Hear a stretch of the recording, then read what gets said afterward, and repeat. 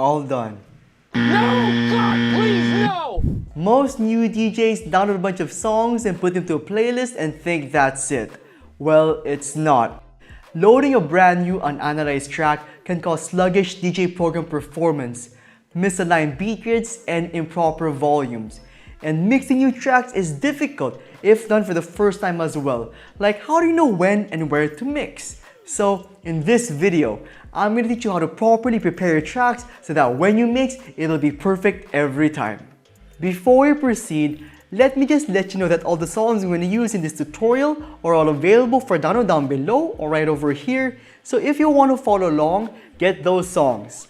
Anyway, the first thing you should do when you download a bunch of tracks is analyze them.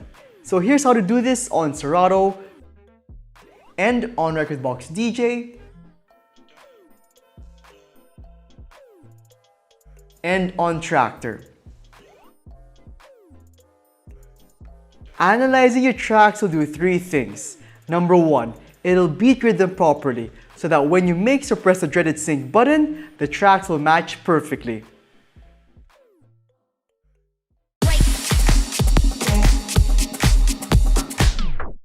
Number two, it'll adjust the track's internal gain, which is basically its volume. So you have to understand that not all tracks have the same inherent volume level. Some are louder and some are just softer.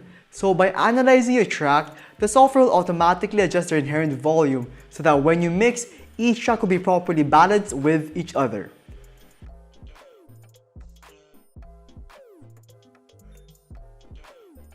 And number three, it'll make loading them a lot faster. You see, when you first load a new track, the software will automatically analyze them, and doing so live may cause your program to slow down because analyzing songs take a lot of computer processing power.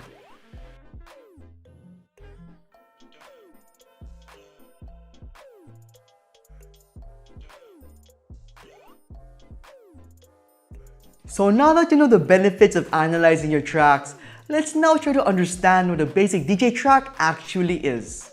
Now, most DJ tracks have 32 to 64-beat intros, choruses, and outros, and this is all dependent on the genre and BPM. So if you plan to mix your next song with this 32-beat intro, you must then trigger and play it, either at the current song's chorus section or outro section. But you have to do it on time and at the correct section or beat to get a clean and perfect transition down. Because if you don't, something like this may happen.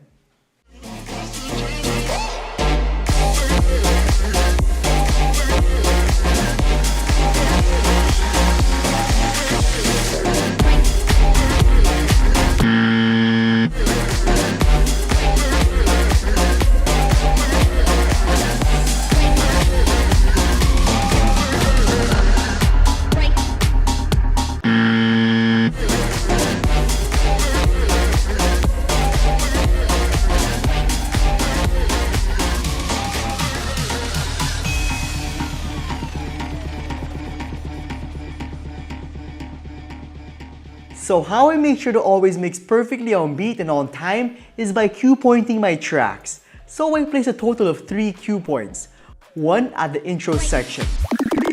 So the position of this cue point will be 32 beats away from the end of the intro. The second one will be at the chorus section. So this cue point's position will be 32 beats away from the end of the chorus. And the last one will be at the beginning of the outro section.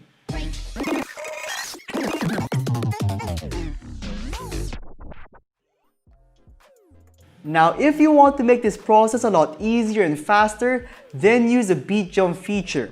This feature allows you to jump any number of beats forward or backward. So now your songs are properly cue pointed. Let's move on to getting the perfect mix every time. So the overall goal is to mix cue point A at either the current song's cue point B or C section. Since our next song's cue point A is 32 beats away from the beginning of the song, by mixing it at the current song's cue point B section, we will be certain that when the current song's chorus ends, the next song's beginning begins. Break.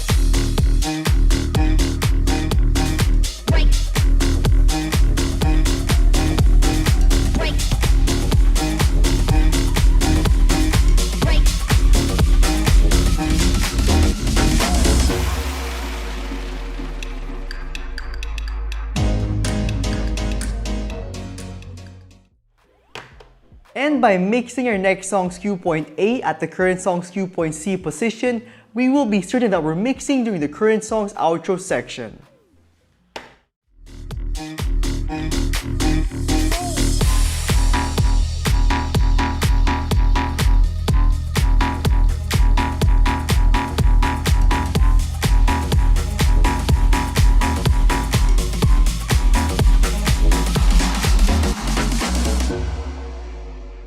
So if you want to mix perfectly every time, even with new songs, you have to properly analyze and cue point them. And I know, it's a big hassle, but believe me, it's pretty worth it in the long run. By doing this tedious process, you now also gain the ability to either mix fast or mix slow with any of your songs. So, if you want to mix fast, then mix at the current song's cue point B position. I usually do this if I see the crowd is not enjoying the current song. And if you want to mix slow, then mix at the current song's cue point C position. And I usually do this if I see the crowd is enjoying the current song. Now, deciding when and where to mix is up to you because you're the DJ and hopefully now you're a better one at that. Hey, you've reached the end of the video and the question of the day is, are you obsessed with your tracks and properly labeling and arranging them, or do you just not care?